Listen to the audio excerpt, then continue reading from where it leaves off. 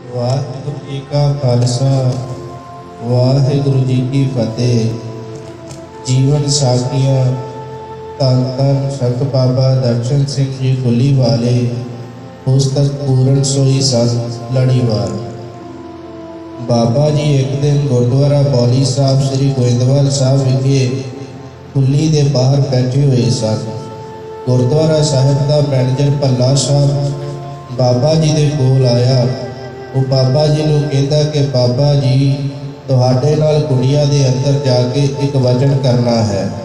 बाबा जी कहते कि असी सोचिया कि भल्ला साहब गुरुआं दी कुल विचों हन, हो सकता एकांत विच कोई धर्म की डूंगी गल करनी होवे। बाबा जी भल्ला साहब नाल कुड़िया दे अंदर चले गए।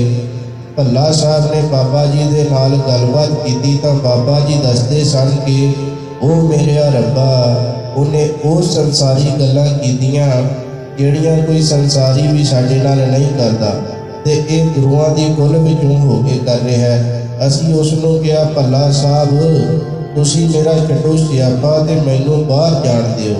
गुरु अर्जन देव साहब जी बख्शिश करते हैं कि जिवें मेंढक कमल फुल के कोल रह के भी कमल के फुल की सार नहीं जानता, इस तरह ही कई मनुख धर्मी पुरखों के कोल धर्म अस्थाना ते रह के भी धर्म की कोई विचार नहीं ग्रहण करते ते संसारिक गल्लां विच ही फसे रहते हैं।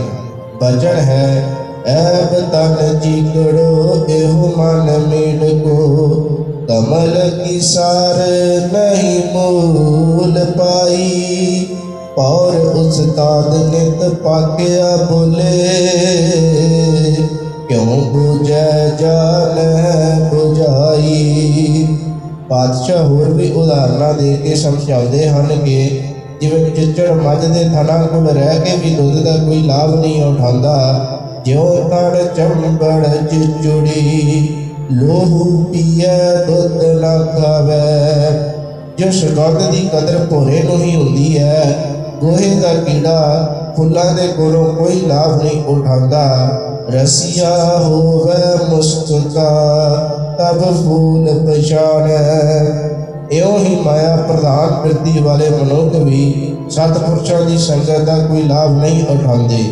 बाबा जी गुड़िया अंदरों बाहर आ गए तो गुरु अमरदास पातशाह जी के चरणों में अरदास की, सच्चे पातशाह जां ते तू सानू कन्नो होले कर दे, या फिर इहो जिहियां गल्लां करन वालियां नूं साडे कोल ना भेजी। पर इन्हां ते हटना नहीं, इन्हां आ ही जाया करना, तू सानू ही कन्नो होले कर दे। जो वचन भी है शब्द सुरत सावधान होए, मेन गुर शब्द न सुनाई बोला। गुरु अमरदास साहब जी भी बख्शिश करते हैं कि भाई ये जो श्रवण परमात्मा ने शरीर न लाए हैं, ये अमृत वचन सुनन लई लाए हैं। इन्हां कन्नां दे नाल वाहिगुरू की सिफत सलाह सुनिया कर। ए श्रवण हो मेरेओ सच सुनना नो पढ़ाए, सच सुनना नो पढ़ाए शरीर लाए। सुनो सत बाणी जित सुनी मन तन हरिया हुआ, रसना रस समानी सच अलग विडाणी, ताकि गत कही ना जाए। कह नानक अमृत नाम सुनो, पवित्र हो सच सुनना नो पढ़ाए। बाबा जी मुस्कुरा के बचन करते सन कि पुत असी उस दिन कुछ होर भी मंगिया होंदा तो शायद गुरु अमरदास जी सानू भी दे देंदे। असी अगले दिन सवेरे उठे तो असी कन्ना तो होरे हो गए तो सानू उच्चा सुनन लग पिया। ये भी बचन करते सन कि उच्चा सुनन करके सानू कई सज्जन आके कहते हैं कि बाबा जी तुसी कन्ना नूं सुनन वाली मशीन लवा लवो। असी उन्होंने कहते आके सुनन का पवाड़ा नबेड़न वास्ते ही तो असी रब को आप अरदास करके बोले हुए सी, ये दाता असी आ मन के लई है, असी मशीन नूं की करना। पर निंदा न स्रोत श्रवणं आप त्याग सगल रेणुक घट लखन पूर्णं पुरख नानक नाम साध सवजण। इसलिए बाबा जी कदे भी किसी नाल परदे विच बचन नहीं करते सन। जिस भी सज्जन ने बाबा जी दे नाल कोई बचन करना हुंदा सी तां बाबा जी उस नाल संगत विच ही बचन करते सन। जे किसी ने परदे विच बचन करन दी जिद करनी तो बाबा जी ने उस सज्जन नूं कहना कि भाई अंदर जाके बचन तो तेरा सुन लेंदे आ, पर असी बाहर आके सारिਆਂ नूं दसना जरूर है कि तुसी की वचन कीता है। उस सज्जन ने भी कहना कि जे तुसी दसना ही है तो मैं इत्थे संगत विच ही वचन कर लेंदा हाँ। बाबा जी वचन करते सन कि पुत असी गल ही रब दी करनी है ते रब दी गल विच कोई पर्दा है ही नहीं। गुरवाक भी है तेरो जन हर जस सुनत ओ माहियो रहाओ। मन प्रकाश पेख प्रभ की शोभा जत गत पेखो आहियो। सब ते परै परै ते ऊंचा गहर गंभीर अगाहियो। ओत पोत मिलियो भगतन को जन स्यों परदा लाहियो। गुर प्रसाद गवै गुण नानक सहज समाध समाहियो। लंगर हाल की इमारत की सेवा चलती रही। एक दिन इट्टां की घाट आ गई ते इट्टां कितों मिलन ना। संगत सेवा ते आई पर इट्टां ना होने कारण उस दिन लंगर हाल की सेवा ना हो सकी। संगत बड़ी निराश हुई। लंगर हाल दे कोल एक गंदा नाला सी जिस विच बचिया कुचिया लंगर सुट्टण कारण बहुत बदबू आउंदी सी। बाबा जी आप अगे होके कुंडे नाल उस नाले की सफाई करन लग पे। ये देख के सारी संगत गंदे नाले की सफाई विच जुट गई ते सारा गंदा नाला साफ कर दिता। संगत भी बड़ी हैरान हुई कि बाबा जी आप ही गंदे नाले की सफाई करन लग पे हैं। संगत ने बाबा जी को कहा भी कि बाबा जी तुसी गंदे नाले की सफाई ना करो, असी कर देते हाँ। पर बाबा जी भी सेवा विच जुड़े रहे। बड़ी गरीबी सेवा भावना वाले महापुरख सन। ऐसी सेवक सेवा करे जिसका जियो तिस आगे धरै। साहिब भावै सो परवान सो सेवक करके पावै मान। बाबा जी इट्टां का प्रबंध करने लई पिंड नडाला जिला कपूरथला के एक भट्ठे वाले वीर कोल आए। बाबा जी का साधु भेष देख के उसके मन च शंका आया कि पता नहीं इन्हां दे कोल माया है भी या नहीं। उसने ये कह के मना कर दिता कि इट्टां अजे कच्चियां हन। अंतरजामी बाबा जी कहने लगे कि लुधियाने सरदारी लाल का भट्ठा है, उस नाल साडी जान पहचान है। असी उसके कोलों इट्टां का पता कर लेंदे हाँ। सरदारी लाल का नाम सुन के भट्ठे वाला वीर कहता कि बाबा जी सरदारी लाल का मेरा गुणम है। भट्ठे वाले वीर ने सरदारी लाल की फोन ते बाबा जी नाल गल करवाई। सरदारी लाल कहता कि बाबा जी इट्टां की लोड़ है तो ये मेरे गुणम का भट्ठा है, इतों जिन्नियां मर्जी इट्टां लै लो, भट्ठा तैयार है। आपे करता कारण कराए जित भावै तित कार लाए। पूरा भाग गुर सेवा होवे गुर सेवा ते सुख पावणिया। सरदारी लाल ने अपने कुड़म नाल फोन ते गल कीती ते उसनूं कहा कि बाबा जी जितों भी हथ लाउण उतों ही भट्ठा खोल देवी ते जिन्नी इट दी बाबा जी नूं लोड़ होवे दे देवी ते पैसे नहीं मंगने। आप देण दा लै लवी, मांग के नहीं लैणे। बाकी पैसे की गारंटी मेरी, तू मेरे कोलों पैसे लै लवी। जिस तो लाए लए तो सेवक जिस वट भाग मथाए ना। भट्ठे वाले वीर ने फिर बाबा जी को इट्टां दे दित्तियां जो पिंड बुल्लोवाल नज़दीक नडाला दे भाई दीवान सिंह ने पिंड की संगत के सहयोग नाल आपने ट्रक ट्रालियां ते श्री गोदवाल साहिब पहुंचाने की सेवा की। उस समय सीमेंट का भी परमिट लेना पैंदा सी ते सीमेंट डिपो तो मिलता सी। भाई सुखदेव सिंह जंडियाले वालियां दी एक इंस्पैक्टर नाल चंगी वाकफियत होण कारण सीमन का प्रबंध भी ठीक हो गया। सतगुरु जी की कृपा वरती ते थोड़े दिनों में ही लंगर हाल की इमारत छत तक पहुँच गई। बाबा करतार सिंह जी ठट्ठे टिब्बे वाले पूर्ण ब्रह्मज्ञानी महापुरुष सन। नाम रंग विच बड़ी रंगी हुई आत्मा सन। बाबा करतार सिंह जी, बाबा भाग सिंह जी जिन्होंने मुराले डेरे विखे बाबा बिशन सिंह जी की संगत की सी तो वरसाए हुए महापुरुष सन। बाबा करतार सिंह जी का बाबा जी गुली वालियां दे नाल बड़ा प्रेम सी, बड़ा सत्कार दोनों महापुरुष एक दूजे का करते सन। लंगर हाल की इमारत की सेवा चल रही सी तो बाबा करतार सिंह जी बाबा जी को मिलने लई श्री गोइंदवाल साहब विखे आए। बाबा जी उस समय गुल्ली अंदर बैठे हुए सन। एक सिंह ने बाबा जी को आके दसिया कि बाबा जी, बाबा करतार सिंह जी आ रहे हैं। उस सिंह का वचन सुनते ही बाबा जी जल्दी नाल उठ के गुल्ली अंदरों बाहर आए ते महापुरखों को जी आया करने लई भज के अगे होए। बाबा जी इतनी निमरता गरीबी के मालिक सन कि बाबा जी ने आपने मोढे उत्ते रखिया परना थले विछा दिता ते बाबा करतार सिंह जी को बेनती की कि संत जी आप जी आसन लाओ। इतनी निर्माणता गरीबी वाहिगुरु यह है प्रेम की अकथ कहानी। पातशाह भी वचन करते हैं, अकथ कहानी प्रेम की को प्रीतम आख्या आए, तिस देवा मन अपना निव निव लागा पाए। बाबा करतार सिंह जी भी बड़ी निमरता वाली हस्ती सन। वो बाबा जी के परने उत्ते नहीं बैठे ते उन्होंने भी अपने मोढे तो परना उतार के थले विछा दिता। उन्होंने बाबा जी को बेनती की कि बाबा जी तुसी बहुत वड्डी हस्ती हो, मैं गरीब तुहाडे परने ते किवें बैठ सकदा, तुसी इस परने उत्ते आसन लावो। उन संतन कै मेरा मन कुर्बाने, जिन तू जाता जो तुद मन भाने, तिनकै संग सदा सुख पाया, हर रस नानक तृप्त आगाना जियो। पर बाबा जी के महापुरखों का बहुत सत्कार करते सन।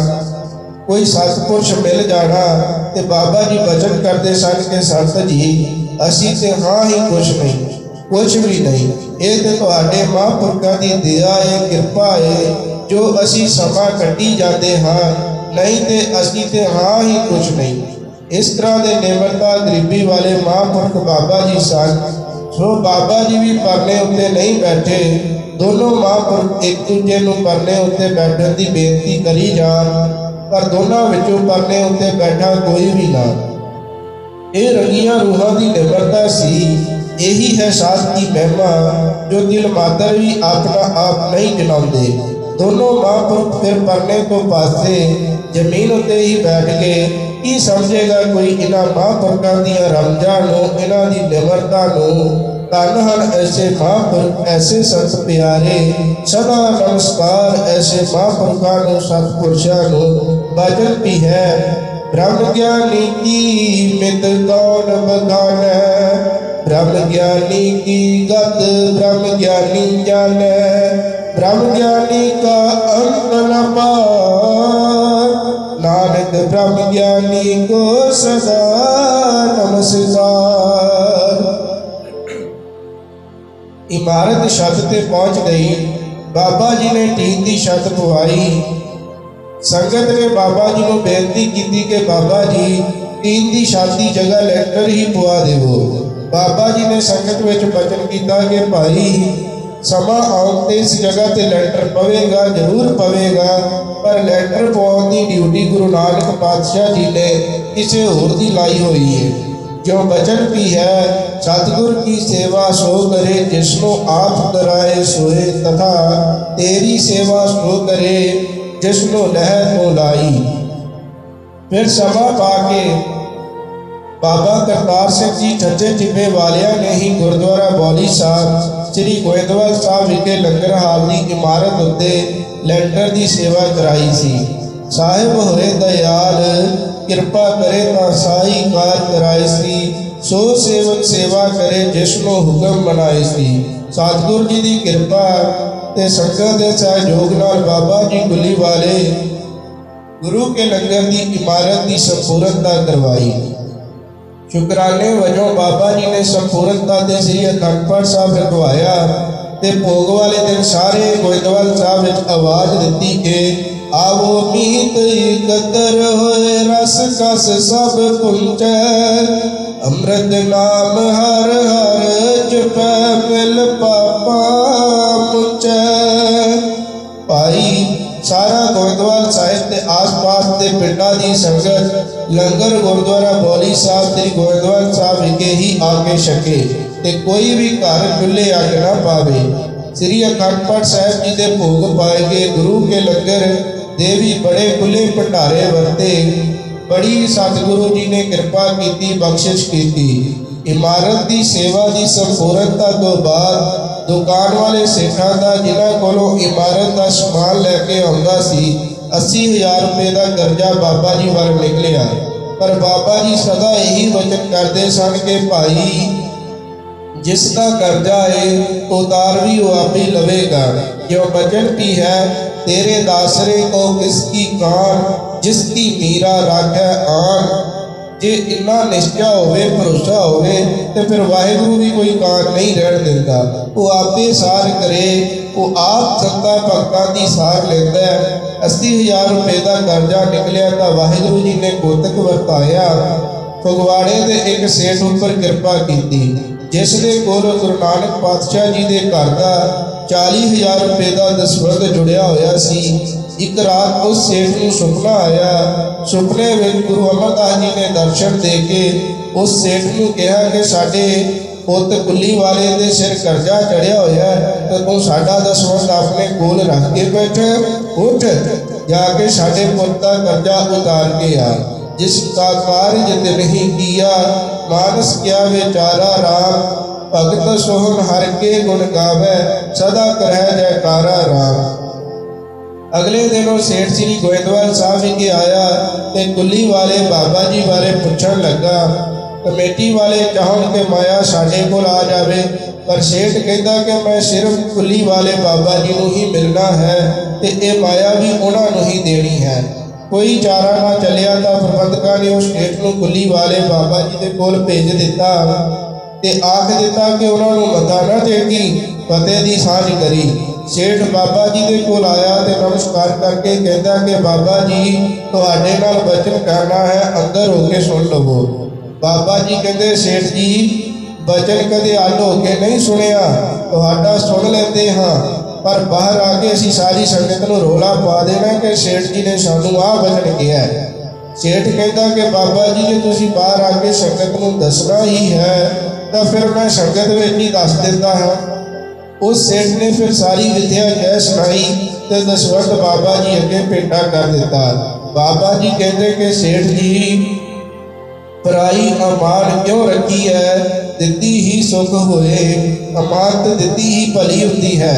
अमृतसर साहब शहर विखे महाजना का कर्जा है जाओ आप ही जाके दे आवो। जे वध जाए तो एक सेठ जंडियाले भी है उसनू दे आना। अमृतसर वाले सेठ का 35,000 रुपये का कर्जा निकलिया उसनू 35,000 रुपये ने दे के सेठ जी फिर जंडियाले वाले सेठ के कोल गए ते कर्जा पूछया उसका 20,000 रुपये का कर्जा निकलिया। उसनू सेठ जी ने 5,000 रुपये दे दिते। एक माई ने भी अपना दसवंध जोड़िया होया सी उसने भी अपना दसवंध सेवा में लाया ते बाकी का रहता कर्जा टोकरी में आने वाली संगत की भेटा ने उतार दिता। इस तरह ये सेवा का कार्य बड़ी चढ़ती कला में संपूर्ण होया। जो वचन भी है कि मन वेचै सतगुर के पास इस सेवक के कार्य रास। इमारत की सेवा संपूर्ण हुई तो एक सज्जन लंगर हाल की सेवा लई प्रधान साहब फतेहाबादी को 20,000 रुपये सेवा में दे गया। प्रधान साहब ने सोचा कि सेवा तो हुण खत्म हो गई है बाबा जी ने माया की करनी है। उसने वो माया अपने कोल ही रख ली। माया होई नागणी जगत रही लपटाए इसकी सेवा जो करे ते सही को फिर खाए। कुछ दिन बीते प्रधान साहब शरीरक तौर पर बड़े बीमार पै गए। एक दिन फतेहाबाद की संगत दर्शन करने लई गुरुद्वारा संगतसर साहब घनूपुर काले विखे आई। संगत ने बाबा जी को फतेह बुलाई तो बाबा जी ने फतेह की सांझ करके नगर का हाल चाल पूछया। संगत ने बाबा जी को बेनती की कि बाबा जी प्रधान साहब का गुरु घर में बड़ी सेवा करते सन, पर वो शरीर करके बहुत ज़्यादा कष्ट सह रहे हैं। उन्होंने ऊपर भी इतना कष्ट क्यों है? अंतरजामी महापुरखों तो कोई की छुपा सकता है? दुनियावी आदतों का कुछ लुकोया जा सकता है, पर सर्वव्यापी सर्वज्ञाता रब्बी जोत को कोई कितने छुपा लवे। गुरु साहब जी का फरमान भी है कि हट पढ़न बिच मंत्र भरना, कर चोरी कर आवे, अगों देखे पिछों देखे तुझ ते कहाँ छुपावे। बाबा जी संगत को कहते भाई बड़ी सेवा करता सी। संगत कहती कि हाँ बाबा जी बड़ी सेवा करता सी। फिर दूजी बार कहते बड़ी सेवा करता सी। संगत फिर कहती कि हाँ बाबा जी बड़ी सेवा करता सी। बाबा जी कहते भाई बड़ी सेवा करता सी तो 20,000 रुपये च फसिया ही, जाओ जाके उन्होंने पूछ लो। मैला खाए फिर महल वधाए, मन मुख महल दुख पावनिया। प्रधान वो जिहदी करनी प्रधान, उत्थे तां करनी नूं ही फल लगदा है। जो बचन भी है ऐते धंध पिटाई है, सच लिखत प्रवान, हर सज्जन गुर सेवदा गुर करनी प्रधान। संगत ने जब फिर प्रधान साहब को आके पूछा कि प्रधान जी बाबा जी ने वचन किया कि प्रधान साहब 20,000 रुपये च फसे हैं, तुसी कोई सेवा का धन खाता है? प्रधान जी ने फिर सच दसिया कि मैं 20,000 रुपया गुरु घर का खाता है। माया खोटी रास है, एक चसे मैं पाज ले जाए। संगत ने फिर आके बाबा जी को प्रधान जी की तंदुरुस्ती लिए बेनती की। बाबा जी ने वचन किया कि भाई उसनों कहो कि सड़े ब्याज गुरु घर की माया गुरु घर में दे दवे, आपे सतगुरु कृपा करनगे। प्रधान साहब ने अपनी भुल बख्शाते हुए पहले 10,000 रुपये गुरु घर भेटा किए ते फिर बाकी 10,000 रुपये भी भेटा कर दिते। उसका शरीर काफ़ी तंदुरुस्त हो गया, पर फिर भी उसनों छोटी मोटी बीमारी लगी ही रहा करे। भाव पूर्ण तौर पर शरीर तंदुरुस्त ना होया। कुछ दिनों बाद नगर फतेहाबाद की संगत बाबा जी के कोल गुरुद्वारा संगतसर साहब विखे आई। फतेह की सांझ करके बाबा जी ने प्रधान साहब का हाल पूछया। संगत ने दसिया कि बाबा जी हुण ते उसने गुरु घर की माया भी भेटा कर दी है, पर शरीर अजे भी पूर्ण तौर पर तंदुरुस्त नहीं है। बाबा जी ने वचन किया भाई मूल तो उन्हें दे दिता है, ब्याज किने देना है? ब्याज तो अजे उत्थे दा उत्थे ही है। प्रधान साहब ने गुरु घर का जो भी ब्याज बनता सी वो भी गुरु घर में भेटा कर दिता। प्रधान साहब का शरीर उस तो बाद बिल्कुल तंदुरुस्त हो गया। तो दसते हैं कि अज तक प्रधान साहब शरीरक तौर पर बड़े तंदुरुस्त हैं। लेखा कदै न छूटी है, किन किन भूलन हार, बख्शन हार बख्श लै नानक पार उतार। बापू हरभजन सिंह जी कंदोवाले। बापू हरभजन सिंह बाबा शिंगारा सिंह जी के छोटे भरा सन। बापू जी पंजाब रोडवेज मकैनिक के तौर पर नौकरी करते सन। सन 1971 रोडवेज वालों बापू जी की ड्यूटी श्री गोइंदवाल साहब विखे लगाई गई। बापू जी ड्यूटी तो गोइंदवाल साहब विखे आए। बापू जी गुरुद्वारा बौली साहब विखे भी दर्शन करने लिए आए। गुरु जी को नतमस्तक होकर लंगर वहाड़ वाले पासे आए तो बापू जी को बाबा जी के दर्शन हुए। बाबा जी बापू जी वाल देखी जान ते बापू जी बाबा जी वाल अगे होके फतेह बापू जी ने भी ना बुलाई, पर बाबा जी के दर्शन करके दिल अंदर खिच जी पै गई सी, जिवें साध मिले पूरब संजोग, सच रहसे पूरे हर लोग, मातम दिल ऐसे शुभाए नानक दिन कै लागो पाए। इंज जापे जिवें महापुरखों नाल कोई पुराना संबंध होवे। खैर बापू जी ड्यूटी करके वापस घर आ गए। अगले दिन बाबा जी भाई मिंदर सिंह ते भाई नाजर सिंह को नाल लैके पिंड कंदोवाली विखे आए। बापू हरभजन सिंह को पता लगा कि गोइंदवाल साहब वाले बाबा जी पिंड आए हैं। ਤਾਂ ਹਿਰਦੇ ਅੰਦਰ ਚਾਓ ਪੈਦਾ ਹੋ ਗਿਆ।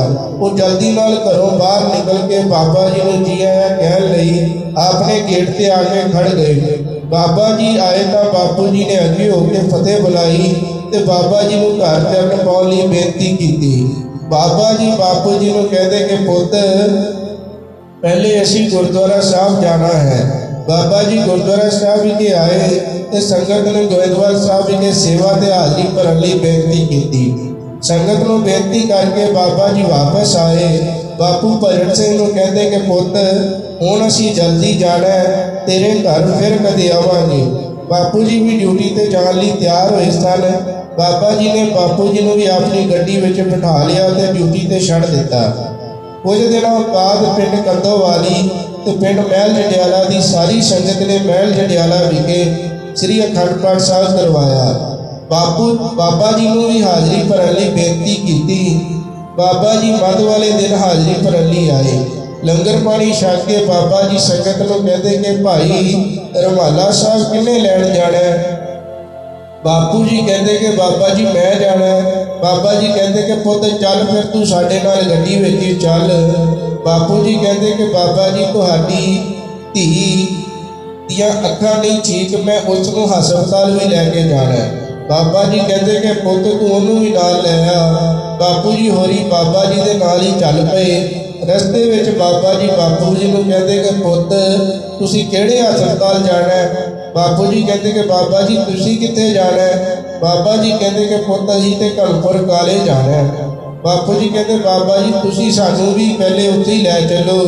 बापू जी होरी बाबा जी दे नाल गुरुद्वारा सरकैसर साहब घनपुर काले विखे आए, दर्शन मेले कीते। बाबा जी ने बापू जी नूं अखां विच पाउण लई दारू दिता। बाबा जी फिर गोविंदवाल साहब वास्ते तुर पए। बापू जी होरी भी गड्डी विच बैठ के बाबा जी ने बापू जी नूं पुछया कि पुत किहड़े डॉक्टर कोल जाना है। बापू जी कहते कि बाबा जी अहां नहीं हुण किसी भी डॉक्टर कोल जाना, जिहदे कोल आ गए बस हुण उहदे कोल ही रहना। बाबा जी कहते अच्छा पुत फिर इंज करियो कि गुलाब के अर्क नाल पहले सवेरे अखां धो लिओ ते फिर ये दारू पायो। बाबा जी फिर बापू जी ने लैके श्री अमृतसर साहब विखे आए, रमाला साहब लैके दिता। बापू जी होरी रमाला साहब लैके पिंड कंदोवाली विखे आ गए ते बाबा जी श्री गोविंदवाल साहब विखे चले गए। माता जी दियां अखां दारू नाल 2-3 दिनों में ठीक हो गई। बापू जी का भी फिर बाबा जी के नाल बड़ा प्रेम बन गया। बापू जी भी ड्यूटी तो वेल कट के अक्सर ही बाबा जी के दर्शन करने लई आउंदे रहंदे सन। वाहिगुरू जी का खालसा वाहिगुरू जी की फतेह।